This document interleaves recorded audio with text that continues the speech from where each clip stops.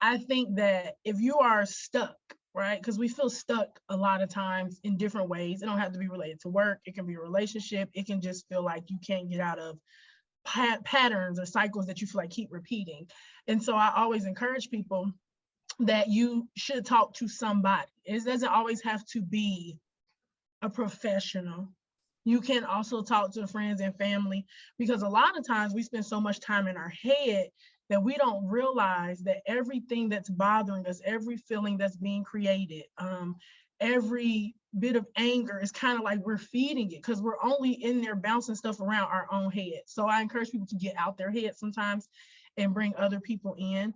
Definitely look up resources for mental health in general. Mental health is not just for if you have a diagnosis, but sometimes you need to just go process.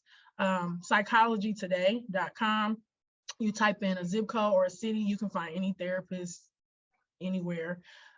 Also, there are some community resources depending on where you live. So that would be like my advice as far as from the mental health standpoint. Now, my advice, my personal advice is pay attention. And what I mean is pay attention to yourself. Pay attention to how things impact you. Pay attention to how things shift your mood when they come up, or when you're in certain situations, or when people come around. Pay attention to your wants. Pay attention to what brings you peace, what brings you joy. And the truth is, sometimes what does all that for you may look crazy to somebody else. And so I always encourage you to be firm in who you are and stand on it, because you will stand by yourself sometimes. And it's not going to make sense to a lot of people, but you kind of have to come from the standpoint of, I'm doing this strictly for me. And sometimes we don't want to do that because it sounds selfish.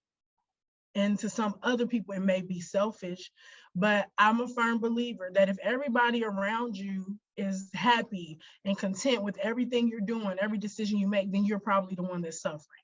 And so the reality is that's not possible to make everybody happy, including yourself, but you're the only one who still has to deal with it. So even like when quitting jobs and stuff, nobody else was paying my bills, so me quitting the job was not impacting anybody else, right? And if I had to struggle, it was just me. So kind of remember, like, who's going to really be impacted? You, whether that's short term or long term. And then I always say, take a break, pause, recognize when you are having more than you can handle, so that you can take the time to work on yourself, or pause because of your responsibilities, or not show up for anybody but yourself, because it becomes very taxing. And it's very easy to get caught up in a cycle even when you don't want to be in it.